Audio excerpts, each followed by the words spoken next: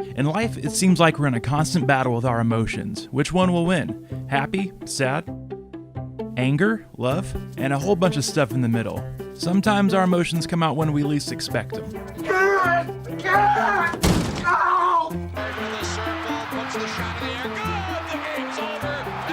Let me say something.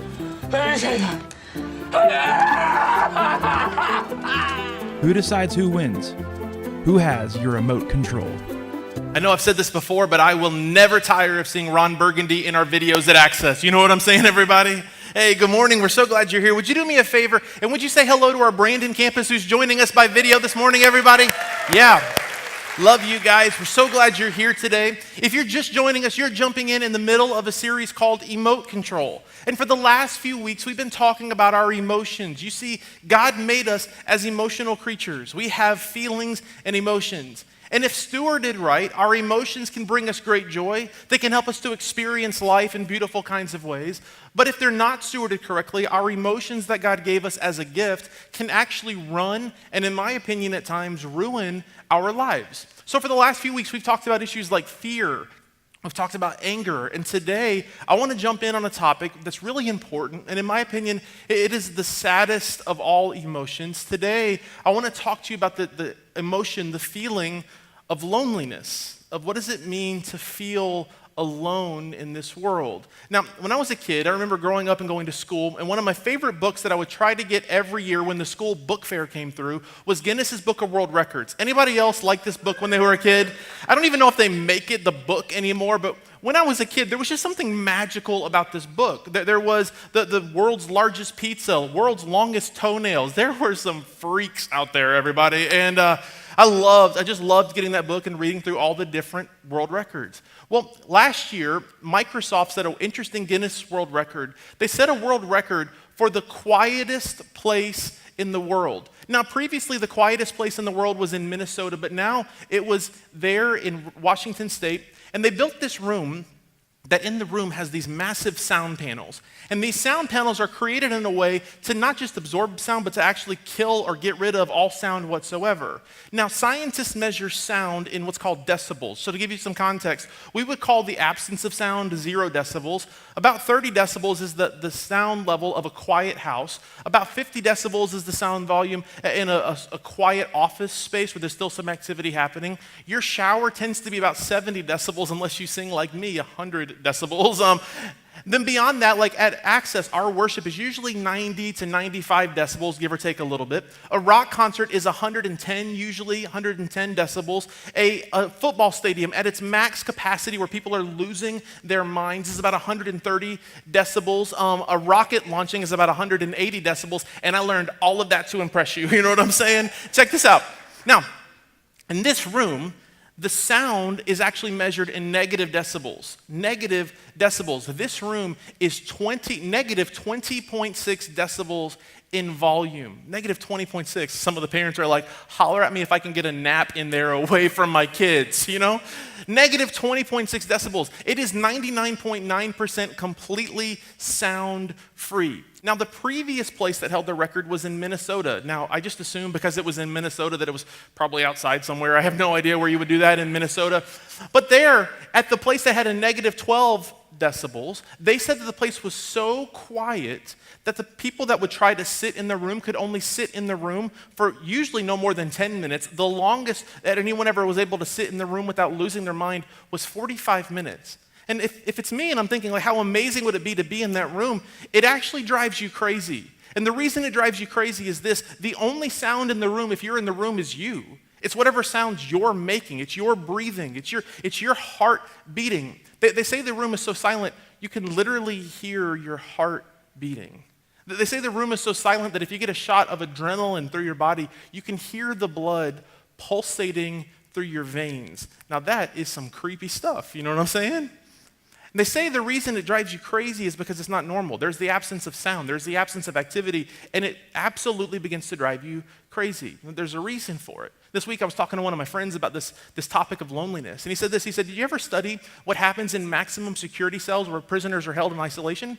I said, no, and he sent me this article, and it was fascinating. This article said this: that people who are in maximum security prisons who are held in isolations are usually held in cells that are about 6 by 8 feet. They're very, very small. And the only thing in the room is a small toilet, a small sink, and then a cot for a bed, and that's all that they have in the room. Usually these people, people that are in prison, they'll only get an occasional book to read, but they have very limited to no contact with people, very limited to no contact with the outside world. They're completely held in isolation.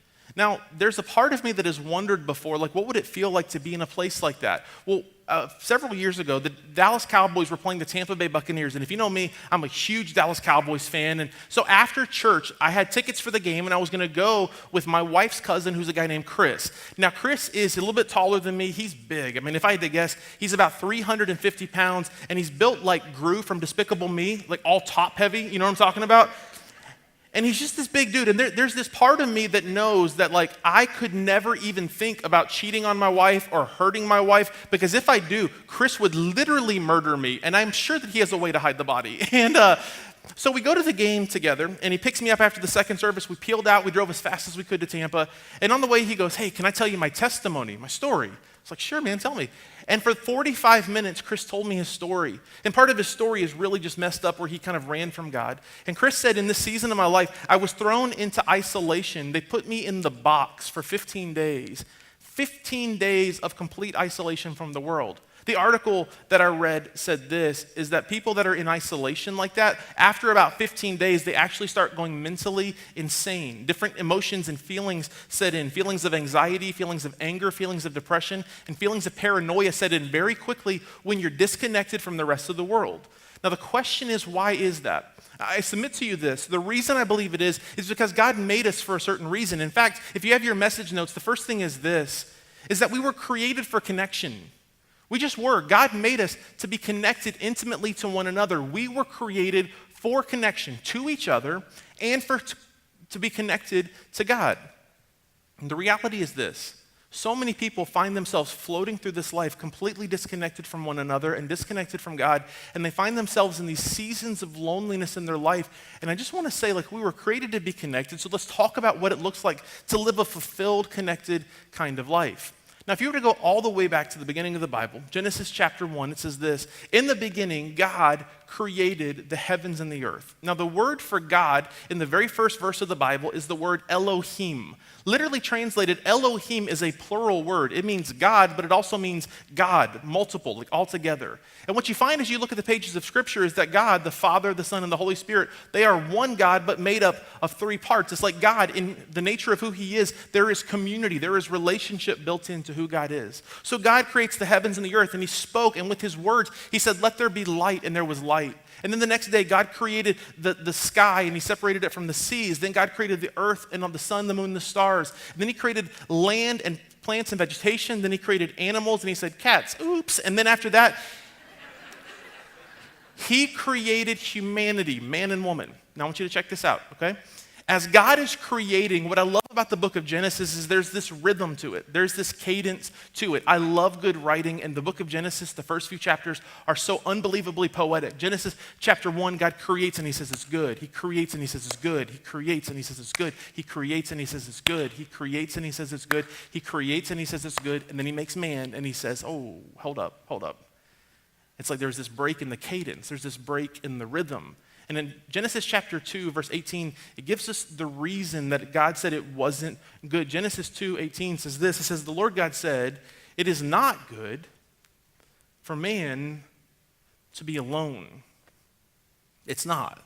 Like, I made humanity, man and woman, for a relationship. It's not good for man to be alone. I will make a helper suitable for him. So God, out of the body of man, created woman because God understood something. God created humanity and He placed them in this world not so that we could love Him. God doesn't have to have our love. God is perfect love. He doesn't need to receive anymore to be happy or to be fulfilled. God made us so that He could love us. God made you so that He could shower His love upon you, so that you could experience His love in tangible kinds of ways, because at the core and the nature of who God is, it's just love. God is love. Now, God's intention and hope is that we would turn back and love Him in response, but God didn't need that from us. God created us so that He could love us, so that we could have a fulfilling relationship with Him.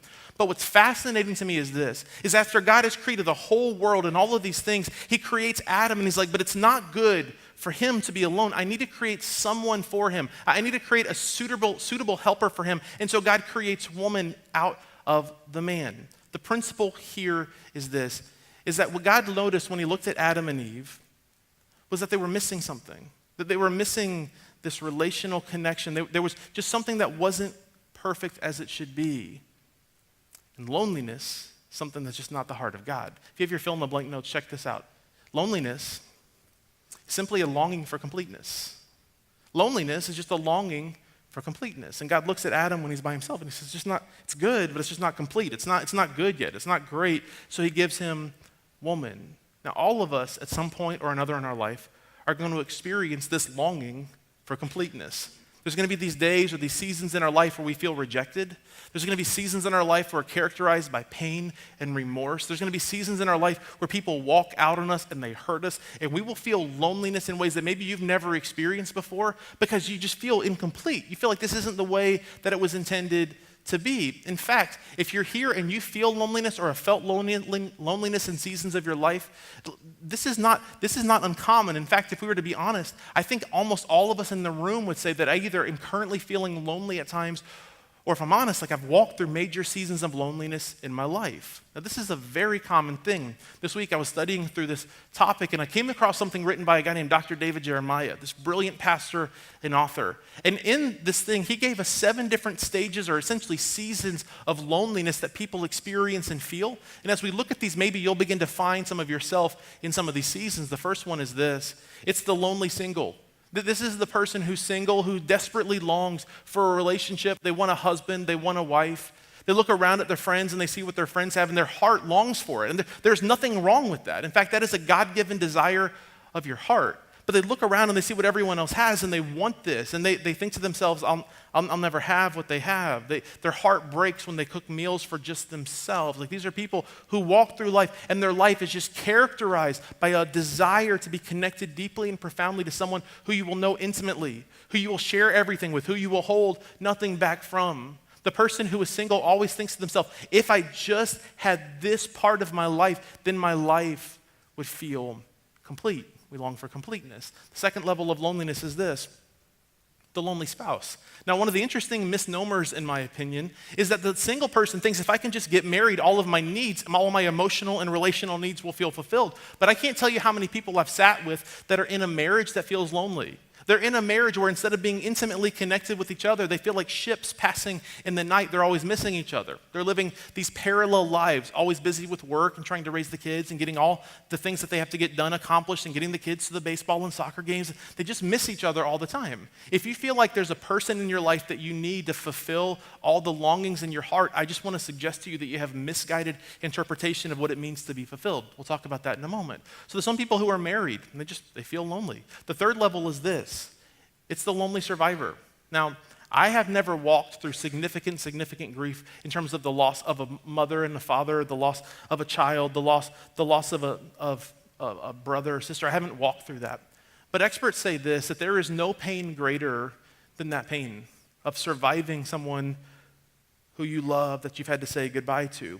Experts also say about this that people who are divorced often feel this as well. People that are divorced often feel the same sense of loneliness, but it's just a little different. They feel like they've survived through the marriage, but unlike having to lay to rest a loved one, they have no finality. They say till death do us part when they stand at the altar, and then it was just until someone else came along and stole her from you, or until someone else came along and won her heart. Like, all of these things tend to happen in life, and all these things tend to happen in relationships. And for the person who gets divorced, there's no finality to it. Yes, you sign the papers, but that person still exists. Their life still goes on, and at times that loneliness can feel overwhelming. The fourth level of loneliness is the lonely senior citizen. This is one that truthfully kind of breaks my heart. Just this last year, my grandparents, who I love dearly, they moved into an assisted living facility. And they're still relatively young and they're mobile, but their life is kind of winding down as they get into their elderly years.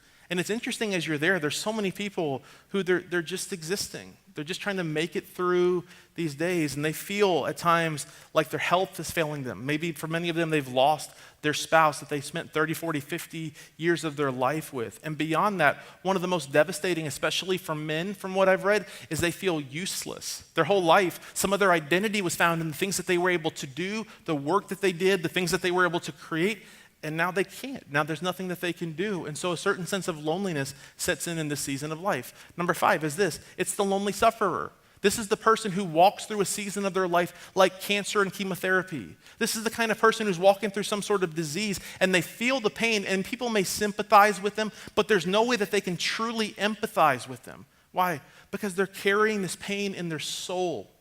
And they feel it so emotionally, they feel it and they just suffer, and they feel like no one will understand, so they tend to push everyone else away and turn in on themselves. The 6th is what I would call the lonely servant of God. These are people like missionaries that go around the world to different parts of the world. And I have friends in different parts of the world who have said, I moved to Africa or I moved to China to follow what I believe is God's dream for my life. And while they love what they do and they love the people that they're called to reach and they love the places that they're able to go, they get there and they begin to realize that even though they're in the middle of the place that God has them, they feel disconnected from all of their friends, disconnected from relationships, and at times even unable to speak the language of the people around them. They're doing something beautiful for God, but it doesn't absolve the loneliness they feel in their heart. The last one is the lonely leader. And anyone who leads anything in life will tell you that there is something about leading that is both exhilarating and awesome, and there is also an unbelievable loneliness that comes along with leading. You say, well, what does that look like? Well, every leader has to make decisions. That's what leaders do. And every time you make a decision, I have never made a decision that every single person agreed with. I just haven't. I have made announcements that I thought our church would stand up and cheer about. And we've had 5 people leave the church that day over the announcement that is wonderful and amazing. It blows my mind how that works out. Beyond that, leaders have to make tough decisions, like making the decision to say, hey, I love you. You're a wonderful person. You're a great friend. But the truth is, you're just not cutting it here at work. And so I love you, but I have to free your future to find a different job. It's a very difficult thing. And no matter when you make the right decision, no matter how difficult the decision is, no matter how easy the decision may feel, there will always be someone who doesn't understand why you're doing the things you do. There will always be someone who questions your motives. And so what happens to leaders at times is they feel disconnected. They feel like no one can understand. They feel like there is no way that anyone in my life can understand what I'm going through right now. Loneliness is something that all of us will experience. Another thing about loneliness that's interesting is loneliness has nothing to do with proximity. There are some people in this room now that are surrounded by lots and lots of people. You're here and you're connected. You can reach out and touch somebody, and even though you can reach out and touch someone, your heart feels completely isolated and completely disconnected. Now, I want to just say this to you. If you're here and you feel lonely, if you're here and you feel like you've walked through these 7 seasons, if you're here and you know that there's a season coming in your life where you're going to walk through maybe a lonely season, I just want to say this to you. The idea of being lonely isn't a sin. In fact, all of us are going to walk through lonely days. Loneliness in and of itself isn't a sin. There's nothing wrong with being lonely. It's a part of the human experience. I do want to say this, though. It is entirely possible to be lonely and to cause the loneliness to quickly turn into something that leads you away from God. It is easy to allow your loneliness to cause you to isolate yourself from people, to close in on yourself, to cause you to miss out on the life that I believe God has for you. I would say to you that could possibly be sin, but the idea of being lonely isn't a sin. In fact, one of the things I love about God is this, that when Jesus came into this world, he came for one reason, which was to die on the cross, to pay the price for the sin of all of humanity. But I believe that there was other things that Jesus did that mattered. One of the things Jesus did when he came was he put on flesh and blood. In the book of John chapter 1, in the Message translation of the Bible, it says that Jesus put on flesh and blood and moved into our neighborhood. Jesus stepped into humanity, and when he came, he felt everything we feel. All the anxiety you feel, he's felt. All the worry you feel, he's felt. The sleepless nights when you feel restless and you can't rest, he's felt. Everything you feel, he's felt. And Jesus himself felt loneliness. Look at with me what the book of Hebrews says. The book of Hebrews says this, Hebrews 4:15, it says, "For we do not have a high priest," being Jesus, "who is unable to empathize with our weaknesses." We do. Here's what he says, "But instead we have one who has been tempted in every way, just as we are, yet he did not sin." So what you find in Jesus is this, is that through Jesus, he understands everything you're going through. All that loneliness that's in your heart, he's experienced all of it. He's felt all of it. So you don't have this God who is distant, who's just trying to keep you at arm's length, but instead you have a God who's saying, I've been there. I understand, and I want to walk with you through this and help you through your darkest, most difficult days. In the book of Isaiah, that was written several hundred years before Jesus was born, the prophet Isaiah prophesied, which means he foretold what Jesus was going to experience when he was here. Here's what Isaiah said. Isaiah said he was despised and rejected. I think rejection, by the way, is one of the single greatest tools the enemy uses to cause you to fall off from the life God intended for you.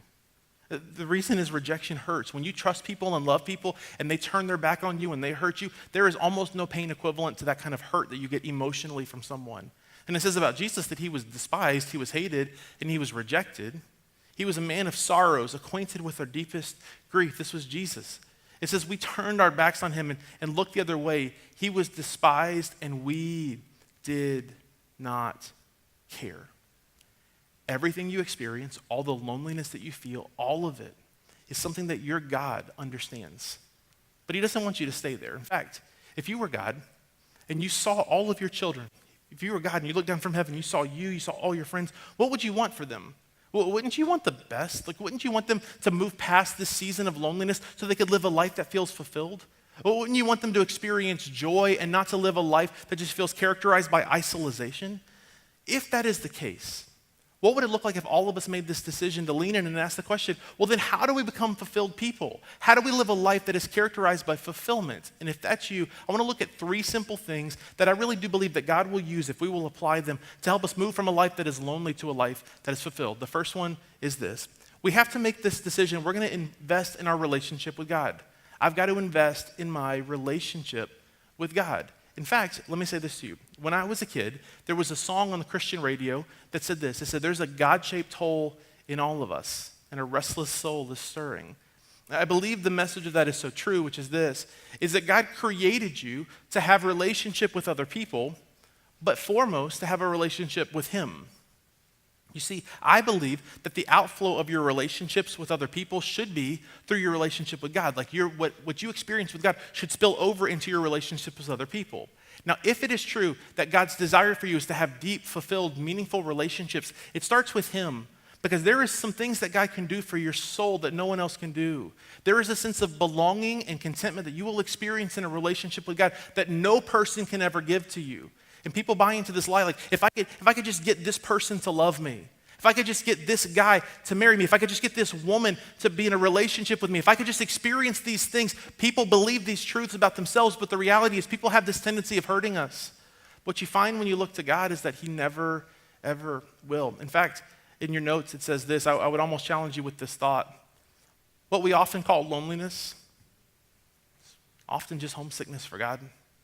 What we often think of as loneliness is this void in our souls that only God can fill. In the book of Hebrews, it says this about God, that no matter how people have treated you, no matter what you've experienced in your life, no matter the loneliness you've walked through, look what Hebrews 13:5-6 says. God has said, this is from God to you, I will never fail you. I will never abandon you. I won't walk out on you. I will never abandon you. So we can say with confidence, the Lord is my helper, so I will have no fear. What can mere people even do? Like, that is the words of God to you, that if you're here and you felt lonely in your life for whatever reason, whether it was through decisions you've made, through feeling like you have some sort of social anxiety, through things that were completely beyond your control of losing a loved one or losing a career or losing a relationship, if you're here and you feel lonely, what you need to hear from God is that people may fail you and life may fail you, but your Father in heaven is a good Father who will never fail you, who will never leave you, and who will never abandon you. And if you find yourself saying, like, there's this hole in my heart, there's this loneliness, and you find yourself looking around laterally at people, I challenge you to turn your focus upward and look towards heaven, to the only one who can fill that void in your heart. The second thing is this. We have to look to God. The second thing is this. We have to start looking at my relationships with other people. Now, I said this a moment ago, people can fail you, but the reality is people can also be one of the greatest sources of joy in your life. You need people in your life who know you and who you know. You need people in your life who love you and who know your faults. You need people who love you and they say, I see all of your issues and I look past them because I love you so much. Everybody needs someone to know and everybody needs to know somebody else. That's the reality when it comes to our relationships. We need to know people. Now, one of the things that I feel pressure about sometimes as a pastor is this. Sometimes I feel like we get up and we give announcements about the things that are happening at our church. I feel like we get up and we say, you need to do this, you need to do this, you need to go out and serve and do these things. And it could feel like to you that it's self-serving. I always feel this pressure like you're gonna think that I'm trying to meet some need that I have. Here's the reality. I believe that one of the most important things that you can do for you is to get yourself connected intentionally in relationship with other people who are followers of Jesus. I think you need relationships outside of the church. I think that's wonderful. But at Access, we only do 4 things. We do weekend worship services. We do Growth Track, which is to help you discover and find your purpose so you can live it out. Beyond that, we do serving through what we call Team Access. Everyone who serves is a part of our team. And the 4th thing we do, which is maybe the most important, is we do access groups. Now, this isn't a sales pitch, but here's my intention. I hope that you'll have the courage as these groups are kicking off. Find a group and go and just be intentional. Sign up and make the decision. I'm going to show up every week. And when I'm here, I'm going to invest in the relationships and watch what happens. Watch the community that comes around you. Watch the way that you build relationships. I was thinking about this a few days ago. I don't know how people who aren't Christians and connected to church, I don't know how they make friends when they're adults. I just don't. Like, think about the way we live. We wake up in the morning, we pull our car out of our garage, we drive to work, we work with people that we can't wait to leave on Friday at 5 o'clock in the afternoon. We drive home, we go back to our family or to our roommates, we get back home, we pull into our garage and we shut the door, which is essentially saying to our neighbors, I live next to you, but I don't want to see you. We pull in, we shut our garage door, and we go in and we live our lives. How do people make relationships and friends? I think that people try to do this and they try to fill this void through bar hopping and clubbing and doing things like that, but the reality is you'll never make deep, meaningful relationships that way. I really believe the best thing for you is for you to get connected relationally. So at Access, we say circles are better than rows. Like, I love that you're sitting in a row. I hope you'll come back and listen to us preach every Sunday for the rest of your life. I hope that's the case. But messages, they can attack our heart, but they really come to life when we get in a circle and we apply the message to our lives together. You need people that you've invested your life in, who will invest their life in you. Watch what happens to you. Number 3, we need to work on our relationship with God, work on our relationship with others. And number 3, this is the goal, that as you move through this, that you'll begin connecting others to God and to other people. That as God has done a work in your heart, as you begin to feel less lonely and as you begin to feel fulfillment becoming the predominant metaphor for your life, what will happen to you is this, is that what you begin to receive, you'll start to give. What you've received, you will begin to give. Now, the thing I said a moment ago is true, which is sometimes I feel like I'm giving you a big sales pitch. I was talking to my mom a couple nights ago about this idea of loneliness. And she said this, and this was just so brilliant. She said, what I've experienced in my life is when I feel lonely, I just turn in on myself, and my whole world revolves around me, and it's all about me, and woe is me. Let me say something to you. Your happiness, your joy, and your fulfillment isn't someone else's responsibility. It's not. It's not. In fact, let me take it a step farther and say something that could sound like I don't care. I really do. It could sound like I don't care. At the end of the day, loneliness is a choice. It is. Being lonely sometimes just happens. You can feel an emotional sense of being lonely in a moment, but loneliness isn't based on your circumstances. Loneliness is something that happens in your heart, and if it happens in your heart, you get to choose what happens in your heart. You just do. So here's my challenge to you. I want to challenge you to start doing something that my mom started talking about, which is this. If you start to feel lonely, if you feel lonely and you feel like your world is turning in on you, I want to challenge you to push back and stop isolating yourself, but instead push out of your comfort zone and find a way to serve other people. Well, how does that even make sense? When you take your eyes off of you and your problems and you see the relationships and the needs around you and you meet those needs, I believe that God meets your needs in ways that you can never begin to understand. I believe some of you, the relationship and the friend that you might need might be at the next place you make the decision to go serve. That's why things like feeding children everywhere are so important. That's why serving in your local church is so important. That's why serving outside of your church is so important. In fact, let me give you just a few examples of ways that you can serve, okay? The first one is this. I want to challenge you to serve outside of the church. There's a lot of amazing opportunities to serve. Here in Lakeland, look, just in Lakeland alone, there's Parker Street Ministries, Lighthouse Ministries, Florida Baptist Children's Homes, all meeting crazy needs in our city. If you're over in Brandon, at our Brandon campus, get involved at Metropolitan Ministries. Find a place to invest your life and give your life away. Just go serve, go meet the needs, go serve at a pregnancy center, go serve at a place that ministers to homeless people, go serve in an orphanage, foster children. Find a way to do something with your life that takes the focus off of you. I want to take it one step farther, okay? I think we all have to make the decision intentionally to not just serve other people, but to serve in a way that connects what we're doing to eternity. That connects what we're doing to eternity. Here's what that looks like for me. Every person who serves at Access, every person who serves at our church, they get to be shareholders in someone else's story of life change. This morning in the first service,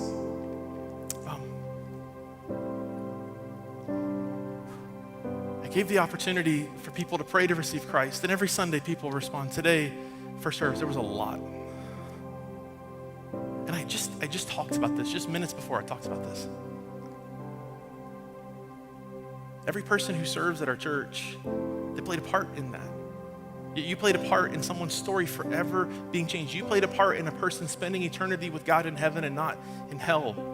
Like, accuse me of being selfish, accuse me of only wanting you to do something to serve me if you want. I'm telling you, get the attention off of you and watch what God does through you. So here's something cool. At Access, we don't actually need you to serve. There's plenty of people serving. God is always taking care of our church because we're going to be an outwardly focused church. God is always taking care of us. But this isn't for our sake. Like we don't need you to give money to help our church. We need you to give because it does something to your heart. We don't need you to serve because it meets a need. We need you to serve because it does something to you. We don't need you to connect relationally to make us feel better. We need you to connect relationally for the sake of your soul. So I was thinking, like, how can we serve at Access? And I reached out to our team Access coordinators, the people who are in charge of making sure that all the places people serve, all the needs are met. And these were the places that I got back as the 5 most important right now. Like, if you're here and you're just not serving at all, let me help you take a step and just start finding one of these places to serve. Set up and tear down. Both Access in Lakeland and Access in Brandon are both portable churches. We were in a high school in Lakeland. We're at an awesome YMCA over in Brandon. We set everything up. Lights, got to set them up. Sound system, set it up. All the kids' environments, we set it up. And after service, we tear it all down and we pack it all up. We need people to help with that. The second need is ushers, not urshers, but ushers. Ushers are people who, they don't just receive the offering, they help create the environment in the auditorium. They help you find a place to sit. They help you they meet your needs. They get you to the places you need to go. The third is the parking lot team. Really, in my opinion, one of my favorite things we do because it sets the tone on the outside of the building before a person even gets inside the building. Maybe you're here and you're like, what does that even mean? What would it look like if people came for the very first time to our church and when they came, their expectations were set very high because of what they experienced in the parking lot?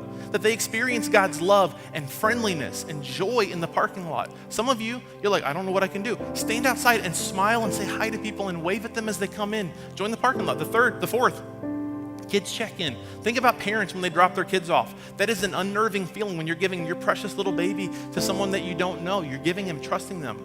Well, we need some people who just love families and love kids that can jump in there. The fifth one is elementary. One of my favorite ministries at our church is what happens in Access Kids every single week. Your kids, I'm telling you, if you have kids in elementary, they will absolutely beg you to come back next week. It takes a lot of people to pull it off. Here's the cool thing. We don't need anyone to jump into these spots. We're good on all of them. We don't need it from you, we need it for you. So here's my challenge. Let us know. Help us help you. Let us figure out together what it would look like for us to take our focus off of ourselves and to put it back on Jesus, on others, and then as we begin to feel that fulfillment that comes from God, to take it and turn it and to give it away to other people. What would it look like if all of us made that decision together? Here's what I believe. If all of us could make this decision together, we could be this church that will still experience loneliness, but loneliness won't be the metaphor for our lives. That we'll move past feeling lonely all the time and we'll begin to live a life characterized by joy, and peace, and fulfillment. Would you bow your head and close your eyes all across this room? I want to pray for you now. God, I pray today that you will give us the courage to know how this applies to our life. God, I know in a room this size, there's so many of us who carry unbelievable hurt. Others of us that carry unbelievable remorse and shame. Others of us just carry pain. We've been abandoned, rejected, and hurt. And God, I thank you, like we said earlier, that you understand what we're going through. You're not this cosmic deity who's just up there looking down at us, judging us, but you've experienced all the pain, all the highs, all the lows. You've experienced all of it. God, for those of us who our life feels characterized by loneliness, I pray that we'll have the courage to lean in and trust you, to experience the goodness of who you are.